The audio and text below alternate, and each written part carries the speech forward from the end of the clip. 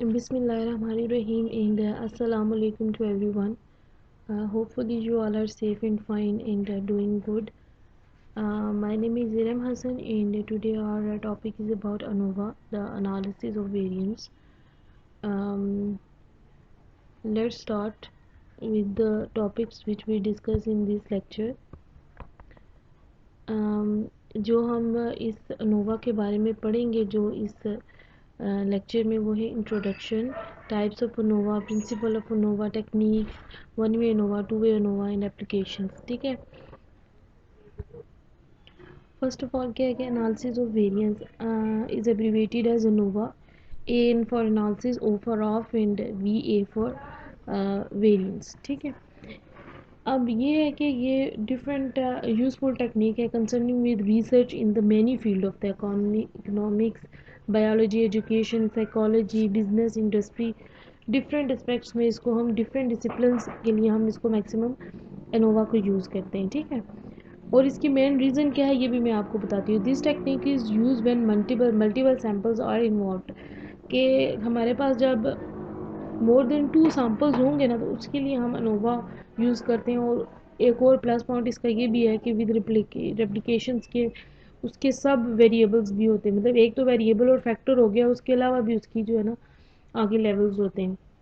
इस वजह से इसको बहुत ज़्यादा प्रेफर किया जाता है और मोर देन 2 सैम्पल्स के लिए इसको यूज़ किया जाता है। ठीक है, the technique is use when the multiple sample cases are involve, कि व्हेन मल्टीपल मतलब केसेस जब होते हैं ना हमारे पास, ये फैक्टर्स वगैरह होते हैं, तो उसके लिए एनालिसिस ऑफ वेरिएंस की जाती है। ठीक है, the ANOVA technique enable us to perform the examine the significance to the difference among the more than 2 sample mean at the same time. अब यहाँ पे एक चीज़ है कि जब हम टी टेस्ट यूज़ करते हैं, ठीक है, वो हम म्यू 1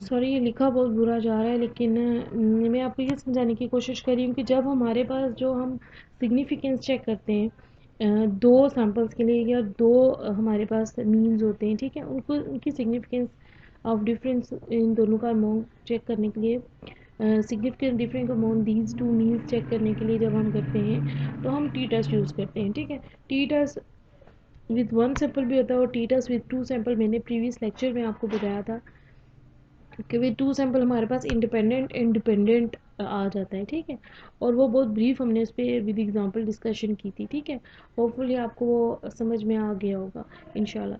तो अब उसके बाद हमारे पास आ जाता है कि वो तो हमारे पास एक सैंपल के लिए था और भी 2 सैंपल्स के लिए था। ठीक है, जब हम 2 सैंपल्स के लिए सिग्निफिकेंस टेस्ट करते हैं, उन दोनों के मीन के लिए सिग्निफिकेंस डिफरेंस चेक करते हैं, ठीक है, तो उसके लिए हम टी टेस्ट को यूज़ करते हैं। ठीक, अब जब हमारे पास मोर देन 2 वेरिएबल्स आ जाते हैं, सॉरी वो मोर देन 2 सैंपल्स आ जाते हैं, मतलब 3 4 5 अप टू सो ऑन, तो उसके लिए हम जो है टी सॉरी अनोवा यूज़ करते हैं। अब इसकी रीज़न क्या है कि अब हम जो टी टेस्ट है उसको भी तो हम कर सकते हैं, कैसे? अब उसके लिए मैं आपको बताती हूँ कि उसको हम कैसे करेंगे अगर हम टी टेस्ट उसके लिए यूज़ करें तो। ठीक है, अब अगर 3 के लिए हम टी टेस्ट यूज़ करेंगे तो वो ऐसे होगा, म्यू 1 सॉरी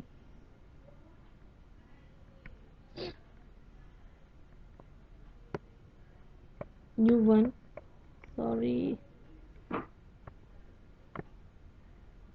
ये आप अंडरस्टैंड कर लें क्योंकि ये इसमें लिखा नहीं जाता, ये इक्वल का साइन। ठीक है, mu 1 is equal to mu 2। ठीक है, फिर आ जाएगा mu 1 is equal to mu 3 and mu 2 is equal to mu, लिखा जा रहा है। ठीक है, अगर हमारे पास देखें 3 सैम्पल्स हैं, ठीक है, उसके लिए हमने हाइपोथेसिस टेस्टिंग करनी है और उसके लिए पहले तो हम जो है ना अगर 2 हैं तो उसके लिए हम टी टेस्ट को यूज़ करेंगे, फिर हम फर्दर देख लेंगे कि ये इंडिपेंडेंस के लिए है या डिपेंडेंस इसमें यूज़ हो रही है, ठीक है, डाटा। लेकिन अगर हमारे पास 3 सैम्पल्स हैं, 3 एंड मोर देन 3 हैं, तो हमारे लिए उसके लिए क्या इशू आएगा कि हमने उन तीनों के लिए 3 हाइपोथेसिस H0 बनेंगे, 3 ही इसी तरह H1 बनेंगे, ठीक है। फिर उनको 3 टाइम्स हमने इनको पहले H0 और H1 इसको करना पड़ेगा, फिर इसको करना पड़ेगा, फिर इसको, इसके लिए पूरा प्रोसेस हमें 3 टाइम्स करना पड़ेगा, ठीक है।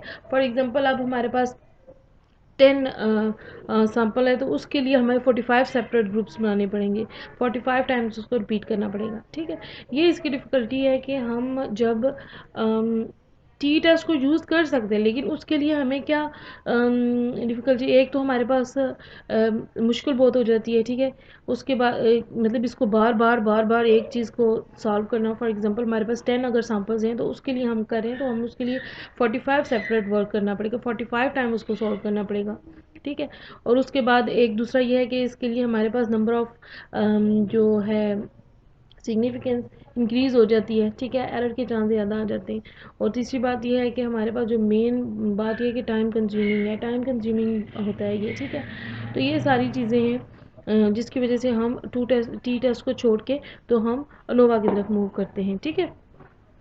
अब ये इसके आगे कि हम टी टेस्ट को छोड़ के नोवा की तरफ कब मूव करते हैं, मेन जो डिफरेंस है कि हम जब हमारे पास जो सैंपल होते हैं या ग्रुप्स होते हैं या फैक्टर्स होते हैं मोर देन 2 जब आ जाते हैं तो हम उसमें अनोवा की तरफ मूव कर जाते हैं, ठीक है। अब आगे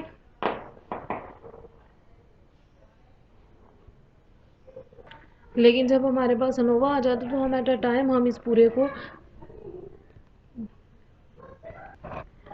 तो जब हमारे पास अनोवा आ जाता है तो उसके लिए हमें हर जो सैंपल के लिए सेपरेटली उसको जो है ना उस पर हाइपोथेसिस करने के बजाय हम एट अ टाइम एक ही वक्त में उस सारे के लिए एनालिसिस कर सकते हैं, ठीक है। अब जो नोवा है वो होता क्या है, ANOVA is the procedure for testing the difference among the different groups of the data for homogeneity. Homogeneity को टेस्ट करने के लिए हमारे पास जो नोवा टेस्ट हम यूज़ करते हैं, सबसे पहले आर ए फिशर ने इसको जो है ना वेरिएंस टर्म के लिए सिग्निफिकेंस डिफरेंस चेक करने के लिए वेरिएंस टर्म को आर ए फिशर ने यूज़ किया था। इससे पहले अगर आप रिवाइज़ करें अपने माइंड में, रिमाइंड कर लें उसको, तो देखें कि जो बाकी के टेस्ट हमने मैक्सिमम देखे थे, जो जी था और जो इस तरह के एक दो टेस्ट और थे, उनमें हम मीन्स को टेस्ट कर रहे थे, ठीक है। इसमें हम मीन्स को भी ले रहे होते हैं विद रिस्पेक्ट टू वेरिएंस ले रहे हैं, ठीक है। वेरिएंस को फर्स्ट टाइम इन्वॉल्व किया गया था इस नोवा में।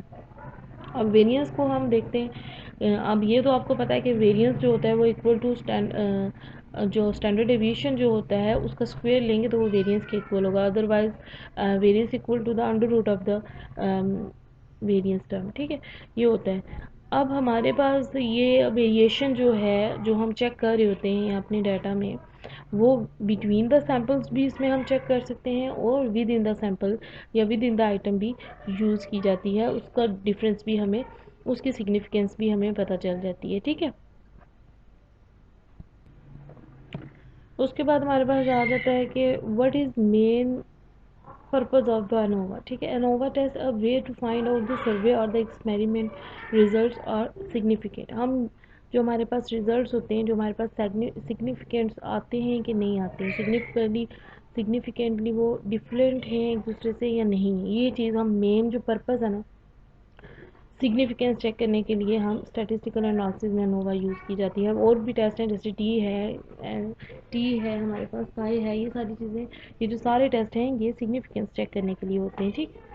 अब in other words ANOVA help us to find out there is the need to reject the null hypothesis or the accept the alternate hypothesis। अब एक और मेन बात आप इसको ये भी कह सकते हैं कि नोवा जो है ना वो हमें फिगर आउट करता है कि जो हमारे पास नल और अल्टरनेट हाइपोथेसिस है उसमें हमने नल को रिजेक्ट करना है या अल्टरनेट को एक्सेप्ट करना है, जो भी क्राइटेरिया है वो इस बेस पे, जो कि हम पहले भी जी के लिए, टी के लिए, एफ के लिए ये हम कर चुके हैं, ठीक है। अब basically we are testing groups to see there is a difference between them और नॉट, कि बेसिकली हम देखते हैं कि जो हमारे पास ग्रुप्स हैं उनके बीच में वो डिफरेंट हैं या नहीं है, ठीक है, ये चीज़ हम देखते हैं। और इसके लिए हम वेरिएंस को यूज़ करते हैं, वेरिएंस को टेस्ट करते हैं जो कि एफ टेस्ट है। हम पे भी मैंने आई थिंक सो उस पे भी मैंने लेक्चर बनाया है।